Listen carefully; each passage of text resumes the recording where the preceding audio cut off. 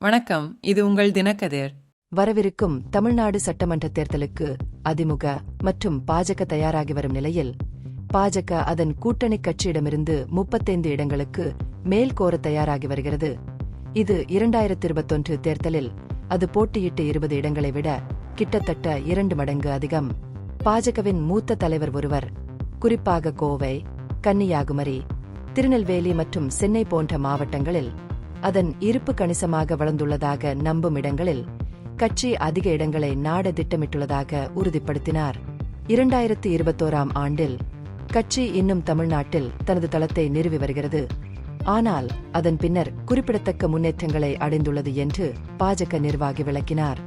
2024 மக்களவைத் தேர்தலில் பாஜக எந்த முக்கிய திராவிட கட்சிகளின் ஆதரவின்றி இரட்டை இலக்க வாக்கு பங்கை பெற்றது.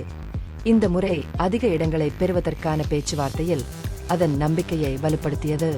பாஜகவின் தமிழ்நாடு மாநில தலைவர் நயினார் நாகேந்திரன் குறிப்பிட்ட எண்ணிக்கையிலான இடங்களை உறுதிப்படுத்துவதை தவிர்த்தார். ஆனால் கட்சியின் நிறுவன முயற்சிகளை எடுத்துக்காட்டினார்.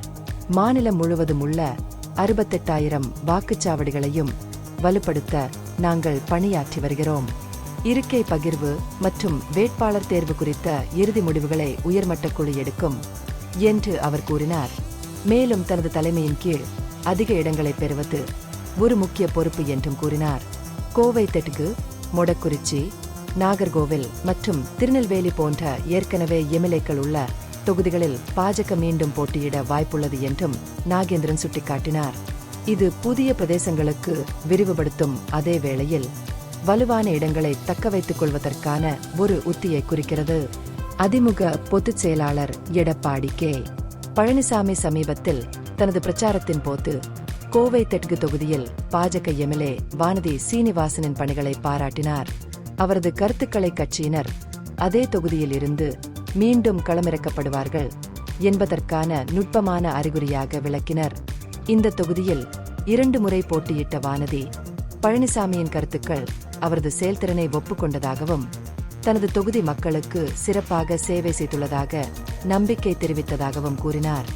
இந்த பகுப்பாய்வு நுண்ணறிவுள்ளதாக கண்டால் முக்கியமான அரசியல் முன்னேற்றங்கள் குறித்த கூடுதல் புதுப்பிப்புகளுக்கு லைக் செய்யவும், ஷேர் செய்யவும், சப்ஸ்கிரைப் செய்யவும். இது உங்கள் தினக்கதிர். நன்றி.